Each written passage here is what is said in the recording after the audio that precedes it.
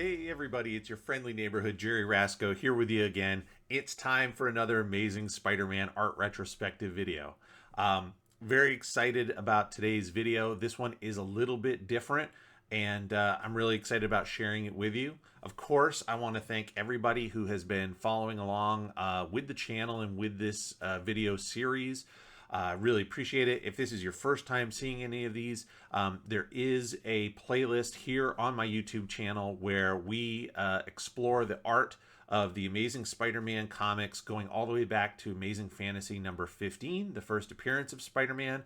Make sure if you're interested in this that you subscribe. A new episode comes out every Monday at 8 a.m. And go back to that playlist and check out some of those past episodes. The other reason you'll want to subscribe to the YouTube channel is because we do more than just these pre-recorded videos. I recently did a live stream video with the amazing Nick Caputo. Nick is a comic book aficionado, collector, and historian. We talk all kinds of stuff about Spider-Man, history of comics, and the artist Steve Ditko that drew all these intro original early issues that we're talking about right now. So amazing conversation, and something that you can see here on the channel that if you're not subscribed, you might have missed. So make sure you definitely check that out and subscribe and check off the notifications so you're aware of everything that new that comes out here on the channel. That being said, let's get into Amazing Spider-Man number 18 today. This one is different. In the past, we've been seeing a few comics where the story goes through from one issue and it's left unresolved and goes to the next issue. We've seen a few of these here and there.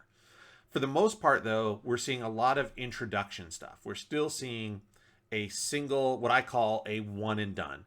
A comic book where maybe a new villain is introduced or a reoccurring villain has shown up. There is a confrontation of some kind, and then either Spidey has to come up with a unique solution, or he's able to resolve the problem, and then everything is done by the end of the issue. In this case, we are seeing the continuation of kind of a cliffhanger from issue number 17 to issue 18. It's going to even go into issue 19. So I think what's happening now from a historical standpoint is Marvel is seeing the response from the sales numbers. You're seeing that continuing. You're seeing the continuation of people are buying this book every month. The numbers are staying consistent, maybe even growing. So you know the same readers are reading month after month. They're also getting feedback from fan letters saying that these same readers are reading month after month. And so they know that they can now do this. You can leave a cliffhanger and know that folks are going to come back and follow up the next one. That being said, I believe that this was attributed to Jim Shooter. Jim Shooter was the editor-in-chief of Marvel Comics kind of in the 80s, in what some people might say is one of the most successful times for the company. And I believe this quote is attributed to him, that every comic is somebody's first comic. So even though this is a continuation of an existing story, we will see some recap of what happened before. So even if you didn't get your hands on issue number 17, you couldn't find it on the spinner rack at your local store, you could pick up number 18 and catch up and understand what's going on. So very interesting. Definitely a different kind of issue than what we're used to here. So we're going to take a look at this and go through it together. So here we go. So here we have the cover for Amazing Spider-Man 18. And while it's a good cover, it is definitely different. You see Spider-Man is over here huddling in a corner, hiding behind some trash, and the Sandman is running around loose in the city. And this big blurb right here says, "The end of Spider-Man." So normally you'd want more action. You'd be, maybe Spider-Man fighting Sandman, even if he was losing. But this is something different. This is definitely going to catch your attention. This end of Spider-Man copy on the cover is going to make a big, big difference.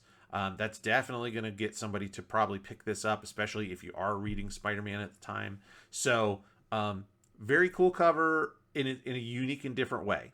Not the kind of action cover that we're normally used to, but very effective nonetheless. Um, we start with the splash page. Of course, I have to preface and let everybody know this is a scanned PDF copy of the original comic book from the 1960s. So this was made in 2004. So Marvel had a copy. They put it on a scanner and scanned it. So you're going to see things like the ads inside. You're going to see house ads. You're going to see the paper. Some of the ink will have discolored, but that's just part of the aging. And so we get to see, again, what this really would have looked like for the most part when purchased at the time, as opposed to a recreation that maybe is touched up or something like that. I like the credits here. I want to point this out. So we may not have covered this as much. I sort of make assumptions that everybody knows, but again, I should assume every video is somebody's first video. So this is written by Stan Lee, which of course I think most people who are fans of comic books know who Stan Lee is. Illustrated by Steve Ditko, who was one of the main architects of the early Marvel comics, along with Jack Kirby. And then lettered by Sam Rosen. So we don't know who colored the comic, who did the coloring, but we have these three credits here. And you know, under the credits that Stan mentions that he is the author of the Fantastic Four. Steve Ditko is also illustrating Doctor Strange, and that Sam Rosen letters Patsy Walker. It's a cute joke, but I do find it interesting that probably Spider-Man at this point is right up there in terms of sales, along with the Fantastic Four, but maybe certainly ahead of a book like Doctor Strange. And so they want you to know that if you like this book, these creators have also created, or have a hand in these other books. And so that's really important. We have a little bit of a recap in a way here. We have J. Jonah Jameson telling the world that Spider-Man's a coward. We see him running from the Green Goblin. We see in the back, it's a newspaper article by J. Jonah Jameson about how Spider-Man ran from the Green Goblin in the previous issue. So you have a combination of a little bit of a montage or splash page with actual storytelling components. So again, something different. We've seen both. We've seen one where the splash page here at the beginning goes right into the story. We've seen a lot where it's just sort of, again, a montage of like the cover. This one is very different. And this J. Jonah Jameson face is the creepiest face I think that we've seen so far when it comes to Jonah. Usually he's scowling, he's angry. Seeing him smile is almost worse. It's like he has way too many teeth in a way. The eyes, the way the eyes are squinted up and all the wrinkles. This is not a guy who looks, it doesn't look appealing or pleasant when he's smiling. And that's on purpose. He's supposed to be kind of an unpleasant person, right? He's both an antagonist to Spider-Man and Peter Parker. So the last thing you want to do is make him seem jovial and happy, but he's happy, but it's still creepy. So I like that a lot. That was a really nice change up in terms of the way we normally see J. Jonah Jameson. So now we have these cool montages as well. And we have the villains kind of, Goblin is celebrating that he has helped ruin Spider-Man. The other villains are all sort of musing that, they want to crack at him, or they should have been the one. And then down here we have the Marvel heroes who have interacted with Spider-Man, all talking about, do they believe it, or is he really a coward? Is he really quit? What's going on? I like both of these. We've used wide panels for the space. You could have broken them up into individual panels for each character, but I really like the way that Steve Ditko has done this, where he hasn't. So there's no panel breaks between all the characters, but it's obvious that they're not all in the same physical space. And so I really like that a lot. It's a neat way to do it without having to have that the mundane breakup of all those imageries. And then, of course, I've talked about this in a lot of other videos. Steve Ditko does an amazing job of drawing unique characters, unique faces. People, no two people kind of look alike. There is no generic male figure, male face, female face, child's face, old face. Everybody is unique.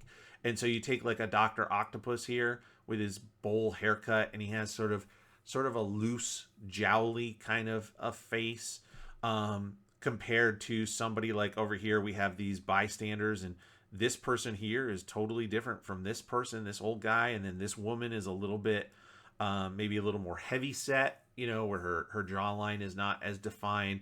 And then over here on the next page, you have somebody like Aunt May, who's supposed to be quite elderly and sick. So if you didn't read issue 17 or see my video from issue 17, Aunt May has had another heart attack, so her health is in question. That is why Peter ran away from the Green Goblin, and so this is taking up all of his attention and time. You can see she's in a wheelchair at this point, but she's drawn as a more frail elderly person. So Steve really does an amazing job of differentiating your figures, making people look unique. That's something that even today we don't see. A lot of artists today have a sort of generic face structure, if you will, and then just kind of change up the details. I also want to point out on this next page here, we have their neighbor. So this is Anna Watson. If you're a fan of Spider-Man, you might recognize the name. Anna Watson turns out will be Mary Jane Watson's aunt, and the person who keeps trying to, along with Aunt May, get Mary Jane and Peter together. I don't know that we've seen her before. I don't think so. I know that Aunt May has dealt with other neighbors, but I don't know if we've seen Anna Watson before. But I did note, interesting, she is a redhead. So is this kind of a little hint that her niece is also going to be a very famous redhead? Possibly. I thought that was a cute little, note here that Anna Watson and Mary Jane's aunt is a redhead as well. So again, just some real basic storylines and storytelling in terms of the artwork here. All the stuff that we've talked about in the past. Minimal details in terms of backgrounds, but enough that you know what's happening. The inside of the house, kitchen, outside of school, stuff like that. So it's very clear where we are as we move through. The other thing, of course, I've talked about a lot, is the amount of panels on the page. We see a lot of these panels on the page as we're going through, as Peter is talking to people, basically ramping up the energy or the franticness of what Peter is going through. So he is taking care of Aunt May, and he's going to school. And you can see the instant school is done, he's running home because he's worried about her being home all alone. And he's also worrying about this medicine she has to have, and they're running out of money. And so having all these panels very quickly from scene to scene, from image to image, doesn't give the reader time to breathe because Peter doesn't have time to breathe. So it's, again, a nice psychology of the storytelling here. Spidey is trying to raise some money, so he thinks maybe somebody would like to put him in almost like baseball cards, if you will, right? So you see this guy is looking at different athletes, images of boxers and baseball players and stuff, and he's like, look at all the stuff I can do, but Spidey's reputation is so poor that nobody wants Spider-Man cards, so he gets dismissed. I really like, this is a really neat figure here where he's balancing on his fingertips and his body is off to the side. I almost wonder if Steve Ditko had used or had found maybe an image of somebody, of a gymnast on like a pommel horse. So, it's this big long block, if you will, and it has rings on the top that are mounted, and they climb up and they spin around and do all kinds of tricks on it, and it's part of Olympic gymnastics. But this really reminds me of that kind of a pose where you balance on the hand and the legs are going in the opposite direction, counterbalancing. Super nice, and the detail enough is there that makes me think maybe he had found a photo like that of a gymnast and use that as a reference, because it's excellent.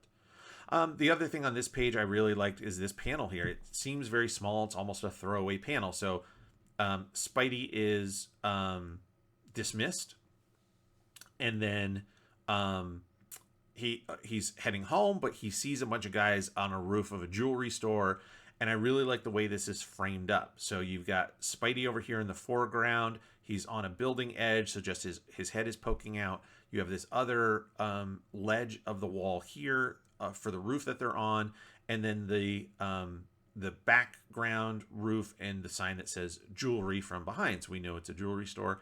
But I like the way the action is framed up in this corner, and here's why.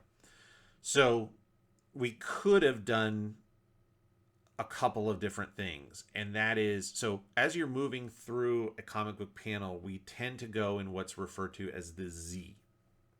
So you start in your left hand corner, you go across, you go diagonally down, you go across, you go diagonally down, and you go across through the page. So that's why for the most part, you would stack these two panels over here, because our natural action is, once we go from panel 1 on the left to panel 2 on the right, then we're going to go diagonally down to this large panel with all the imagery. Then we're going to go to the right again, and then we're used to going down. So that helps with the flow. There's also this body image, again, I mentioned, of Spidey with his legs swinging, kind of that gymnast pose. It's pointing right to this panel. So again, helps our eyes kind of move through some. So this, again, part of all the flow, and why you would want to have these two panels on the right-hand side, because, again, of the way that we read through them. So you can stack them here, whereas if it was flipped and you stack the two here, you don't, it's hard to go left to right, across, down, back to the right. So it's just not part of the natural reading flow of it. So here we go. So Spidey's there, he sees the villains, and of course he's worried about Aunt May, so he just calls the police for a tip. If something happens to him, there's nobody to take care of Aunt May, so he doesn't get involved, and takes home. So it takes off and goes home. So he sees the doctor. He's trying to get some work from J. Jonah Jameson again, and here we go. More creepy JJJ, I put it.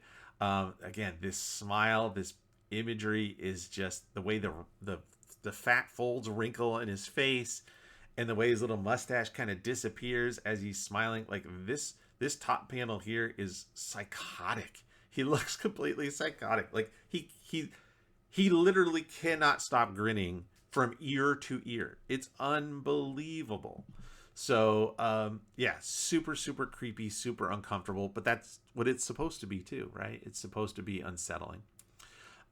Peter's trying to figure things out. Again, some more recap of his recent adventures from this one from Spider-Man Annual #1, where he had to fight all of his villains in sequence. And again, he's saying to himself, boy, I barely made it through that, and what if something had happened to me? Again, so here on this page, I think I mentioned it in one of the last episodes, doing this is referred to as an upshot. So there's a couple of ways you can do this with a human's face. So sometimes you take your camera, like here we're kind of straight on with a camera, and this is the imagery. I could take this camera and I could move it down under my chin, and the view, I haven't moved my head, but the view is up that way. That is an up shot. Your camera is looking up. The other thing is what Jonah's doing, which is he's tipping his head back. So as you do that, all the proportions and the perspective of the head change. So instead of the nose, like in this image here, you've got a pretty healthy distance from eye to the base of his nose, right? When you tip your head back, that shortens from foreshortening because the nose is coming out towards the camera. So now you can see the tip of his nose is essentially touching the bottom of the eye, of this eye over here. And then the ears lower because you're pivoting your head back, so more head is going up. It's a very unique and difficult image to draw, but Steve has done a great job here of doing it and continuing to have that unbelievable grin on it as well. It's one of the reasons, to be honest, why drawing the Joker I find to be extremely difficult, because you have this incredibly unnatural giant smile, And the instant you try to move that head around in different proportions, everything gets really out of whack. So it takes a real great artist hand to be able to pull that off. And here we have it with J. Jonah Jameson again. So Spidey's also looking for ways to make money, and he thinks he could sell his formula for his webbing. But I like this. So I'm sure in the plot, as he and Stan are working it out. So again, I've talked about this in other videos. They worked in what was ended up being referred to as the Marvel method, and that is either Stan came up with an idea, maybe Steve Ditko came up with an idea. The two of them might talk, they might not. It might just be a letter or a phone call or something that says, hey, here's the story from point A to point B.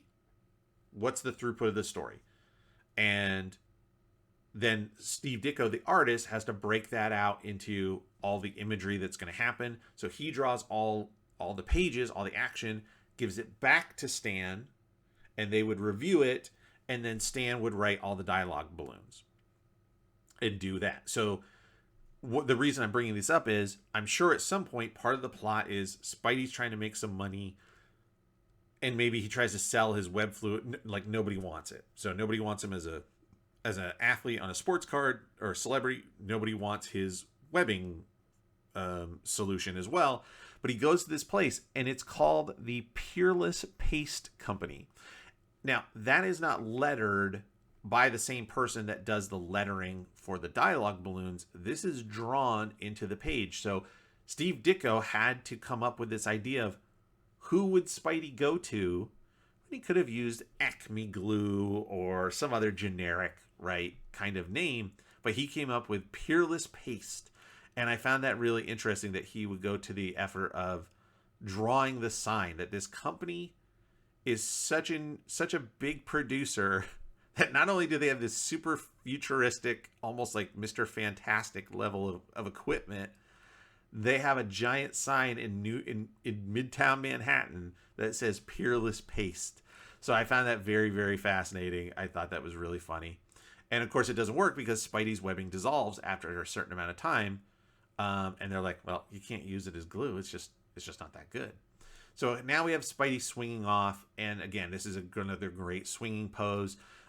Steve has shown these over and over, these great poses that really feel realistic. There's weight. Like if somebody was really swinging and their legs were coming through, again, their whole body weight would be behind them. The legs would be coming up, as opposed to sometimes you see in more modern Spidey comics, it's just a body all bent around, but the physics of how you'd be moving through space don't really work. Steve Ditko will do a little bit of that, but he also seems to be really thinking about how does a human body move when swinging at the end of a rope. So I really appreciate that. That's a great swinging panel there. But then he lands and the Sandman kind of jumps him. And I'm wondering, where's his Spidey sense, right? Shouldn't it have warned him that the Sandman was nearby because it's dangerous before he landed? I think that's a little slip in the storytelling there because it's both visual and written screw up, right? We would see normally he'd have the radiating buzz of his Spidey sense going off as he's landing. We don't see that. And he doesn't even mention anything about, oh, my Spidey sense. What could it be? Uh-oh. So these are things they could have done. And I think they just kind of, whoopsie. And so, yeah. So there's an error there, but we'll move on. It doesn't affect the story that much. So Sandman starts attacking Spidey, but again, he doesn't want to fight because if something happens to him, nobody's going to be there to take care of Aunt May. So again, he runs away to be safe, just really, again, emphasizing what J. Jonah Jameson and the public is saying about Spider-Man. So this is a great pose here of him diving out of the way. Another really cool one of him sticking to the roof and sort of flipping around and avoiding the blows from the Sandman. I've mentioned before, it's a very simple thing you can do on something like this panel. If you want to show a building, the height, or whatever it is. Could be a building, could be anything. Putting it so on a slight angle emphasizes the height. It emphasizes the action. It puts the reader in a sense of unease a little bit because it's taken away those nice parallel, horizontal, vertical lines that we're comfortable with, that we're used to. So adding that angle gives you a sense of the height and the perspective, even though we don't really see any background to see the perspective of it. We know that things angle away from us. So again, very small thing, but does a lot for the psychology of the storytelling.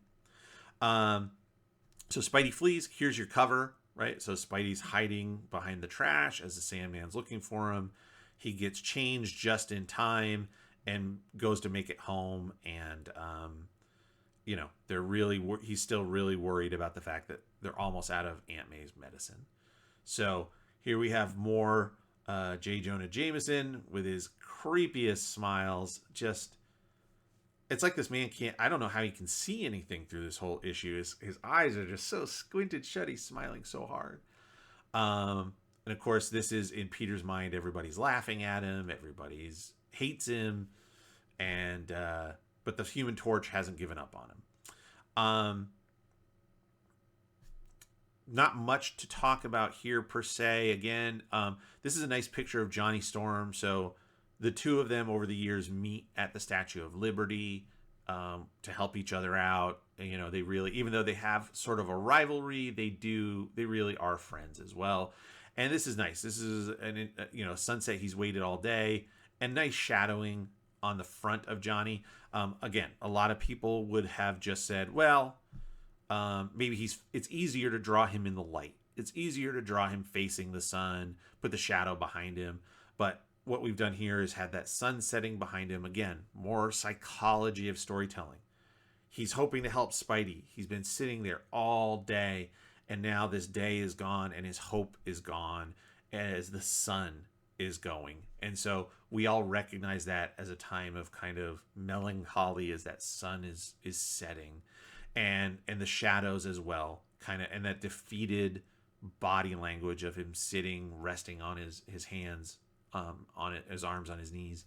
So again, it's a harder image to draw, especially in a small panel, but a really nice use of shadow, background elements, body language, for us as the reader to be like, maybe this is it. Maybe this is the end of Spider-Man. So here we go. Flash Thompson, here's another trope. We've seen this once before. Flash Thompson, Spider-Man's biggest fan, isn't ready to give up, and he's going to take matters into his own hands by putting on a Spider-Man costume and trying to stop some criminals to show them that Spider-Man is still a hero. I like the fact that even though Flash Thompson is a bulkier character, he's certainly more muscular in appearance than Peter. The costume is baggy. So there's no question that this is not the real Spider-Man. That's a real nice subtle touch. It would have been just as easy to put Flash in a skin-tight, normal Spider-Man costume. Get a costume that fits him. But this is not Spidey's costume. Theoretically, it's not made of the same materials. And so we know that this is Flash trying to be a hero and not pulling it off. I mean, I love this. He's getting beat up by these guys, and the mask is all askew. He can't see through it. What's going on? And fortunately, the cops show up because of the commotion. They arrest the guys, and they get, Flash gets okay. He gets off with just some bruises.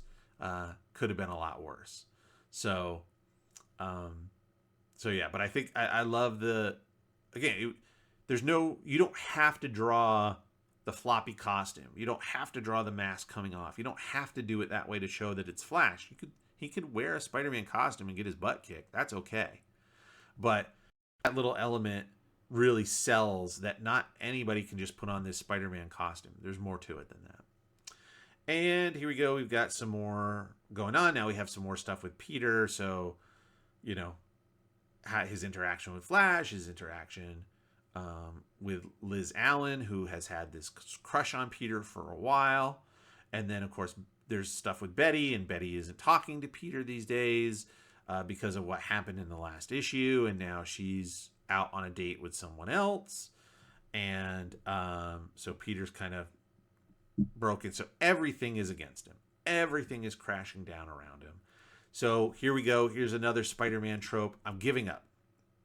It's too hard to be Spider-Man. It's not worth it. It's ruining my life. It's ruining the lives of the people around me. I'm going to get rid of it. So he wraps up the costume and throws it in the trash, only to find Aunt May is doing better. And here's another trope, the Aunt May pep talk. So whether that comes from, maybe not Aunt May pep talk, but the pep talk. So you get it here. It's Aunt May telling Peter that she's not going to quit. Parkers aren't quitters. They're tougher than people think. They can't, you got to stand up and fight when it's time, when life gives you, something to fight. You have to do it. Of course, we have the famous Uncle Ben talk about responsibility, and that pep talk that has led Peter to becoming Spider-Man in the first place. With great power comes great responsibility. There's been other things. We saw people like, I think it was the Human Torch, had talked about something at a time when Peter was thinking about quitting again, and he gets inspired by that speech and re-energized. We've seen it. I think there's times when Captain America has said stuff. So this idea of Peter doubting himself only to be inspired by the people around him again. And that's exactly what we have here. Aunt May has inspired him. He has to fight. He has to fight J. Jonah Jameson. He has to fight the people that don't believe in him. He has to fight his own doubts and his own fears. And he is going to be Spider-Man because nobody else can. And we saw that, right? We learned from Flash Thompson what he was trying to do. Peter Parker is the only person who can do this. And so by God, he's going to do it. And we get this half splash page at the end of Peter back in the Spider-Man costume. And it tells you everything you need to know. There's no baggy costume. There's no wrinkles where it doesn't fit right. This is the real deal. He's bursting with light. He's bursting with confidence. He's bursting with strength. And he's going to go back and do the right thing. And that's what Spider-Man's all about, right? So there we go. So here is this issue of Spider-Man. And again, I really like this this burst effect. Obviously done with an ink brush on these big blobs. So it's funny. You'd think I want to make this big bright light behind Spider-Man, like he's exploding with energy and confidence, and you do it by using more ink. And that's because the difference, when you have more ink there, the white becomes brighter, the yellow becomes brighter. But you can't have shadow without light. You can't have light without shadow. It's the same thing. So really, really nice way of doing that here. Not necessarily the greatest figure here. There's a little bit of anatomy that's a little funky, and like where the chest and the shoulder meets here. The head is a little askew.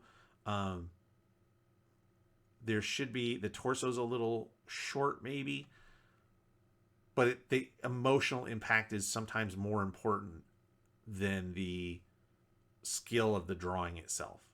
That's certainly critical when you're drawing a superhero comic where you really need to emphasize that emotional aspect to the readers. So there we go. And there is our comic. So we are back, and that was Amazing Spider-Man number 18. So from issue 17, Peter has gone through his trials, right? His trial by fire. Aunt May was on death's door. She has come back stronger. Peter has come back stronger. And now we're going to continue this story into issue 19 and see how this affects. So this is really like a 3-issue arc that, again, is something that we haven't seen before in Amazing Spider-Man in these early issues. So very cool. We'll see how this resolves in next week's episode here on my Amazing Spider-Man art retrospective videos. Thank you all for the time. Thank you for watching. I hope you enjoy it, and I look forward to seeing you next week for issue number 19 of Amazing Spider-Man. We'll see you then. Thanks.